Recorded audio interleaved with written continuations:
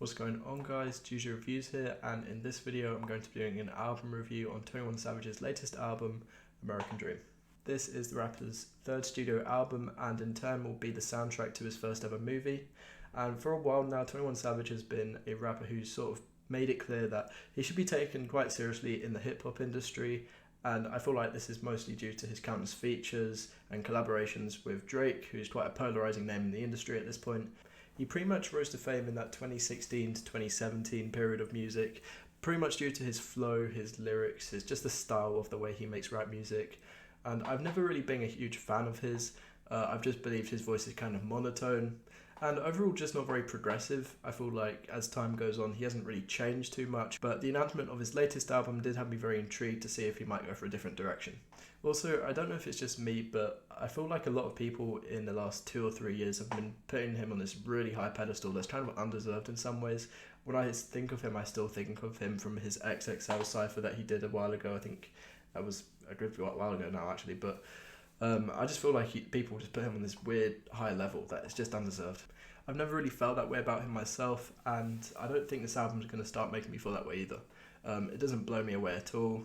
And overall, just nothing really special, I guess. I mean, I can understand there's something different about how the production and the beats had a soul-infused hip-hop kind of feel about it. And yeah, I'll completely admit that it's way better than it's whatever he did with Drake a few years ago. But it's just alright, I guess. One of the most frustrating things about this album is some of the corny and just downright bad lyrics that are featured just scattered throughout. One example of this is "Live on the toilet, I stay on my shit." I feel like we're past this point now where rappers at this size should be rapping about poop. And even when the lyrics aren't downright stupid, they're just trying to stale and boring and don't really fit this introspective vibe that the beats bring. I mean, it's just a really weird mix. I mean, someone who's super well known for his introspective lyrics, you would think he would shine so brightly on an album that has this introspective feeling kind of production, but it really does the opposite here. I feel like it's kind of like a downgrade with his lyrics. I mean, I can definitely see how this would get big on the charts, but I don't think I like this album at all. And something else I want to mention is sometimes his features are slightly more creative than he is on the project. There's countless times where I feel like I've heard his flow repeat. I'm sure there's 2 songs or 3 songs where he just uses the exact same flow, and it just lacks creativity in that way. I guess really what I'm trying to say is there's these few tracks that are really good and I actually kind of like them, but there's 1 or 2 tracks that just stop this streak of really good tracks, and then it kind of continues. It's just very inconsistent in that way. However, I do really like some of the features. In fact, most of the features on here are pretty strong. I think apart from 2 of the features, I think it's pretty strong overall, and most of these features are pretty unexpected to be on a 21 Savage project. I think where this album really shines for me personally is the production. It's a very strong element. It sounds like something that I would just blast the instrumental of when I'm, I don't know, driving 90 miles per hour. It just sounds really hard. It slaps so well. And if anything, the vocals kind of bring it down at times, but not all the time, just some of the time. American Dream, which is the self-titled and also first track on the album, kind of acts as this interlude introduction thing, which has, I believe, his mother talking about what she wanted for her son. This track is kind of whatever. It's not really a song at all. It's just kind of like something I think most people would skip. But next we move up to All of Me. This is the first proper track on the album and it's actually really great and maybe my favourite. This pretty much introduces us to the style of production that we're going to hear for the rest of the album, and I think it also has some of his most introspective, or at least successfully introspective, lyrics that he's ever made. So no, this is one of the best tracks right here. Redrum is a superb track. It has one of the best soul samples. It's very fresh, very boomy, very catchy. It sounds like 21 has a lot of energy on this one as well, so I really like it. NHIE, or Never Have I Ever, is kind of where the album begins to take a weird shift turn thing. Doja Cat is actually featured on this track and it definitely fits more of her aesthetic overall. And unfortunately, as a result, 21 sort of sounds lost on this one. His lyrics just don't work with this style of production. And even Doja Cat herself, her lyrics or vocals just weren't anything special to me either. I think the only thing I did like about this track is Doja Cat's lyrics where she goes ad-lib as her actual ad-libs. I did think that was quite cool. Next up is Sneaky, and this is pretty much 21 Savage trying to tackle a pretty generically produced track. His flow is okay at times, but the whole thing is just kind of stale and just not creative at all. Pop Your Shit has a feature with Young Thug, and I thought it would actually have a better contribution from him since he's such a polarizing artist.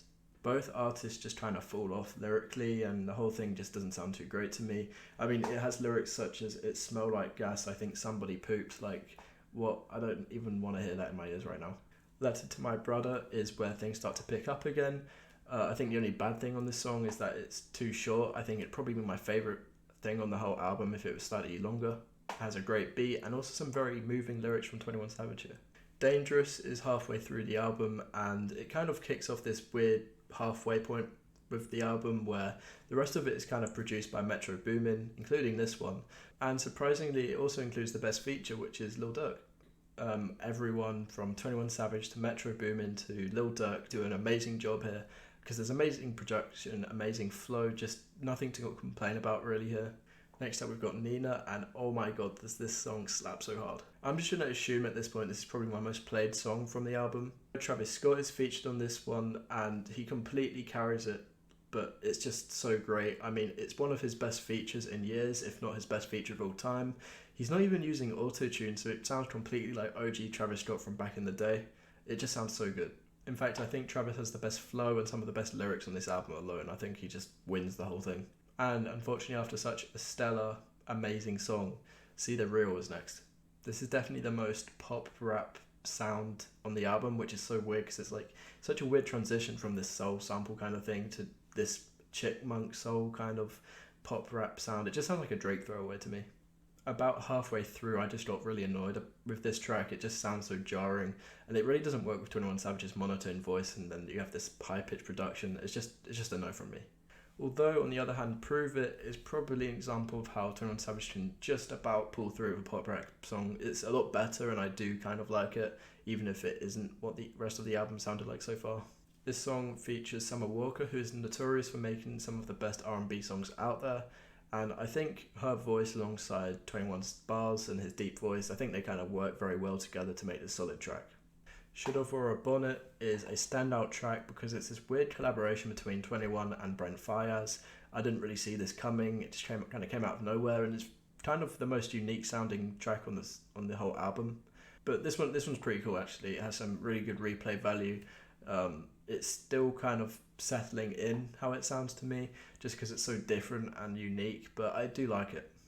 Even if Just Like Me isn't one of the best songs, I think there's no doubt that Burna Boy completely carried, and if anything I would cut off a 21 Savage verse just to hear a bit more Burna Boy. This is one of the better produced Metro Boomin songs, and it's not to say that Burna Boy was doing anything legendary or groundbreaking here, but it was definitely more decent in comparison to what 21 was doing here.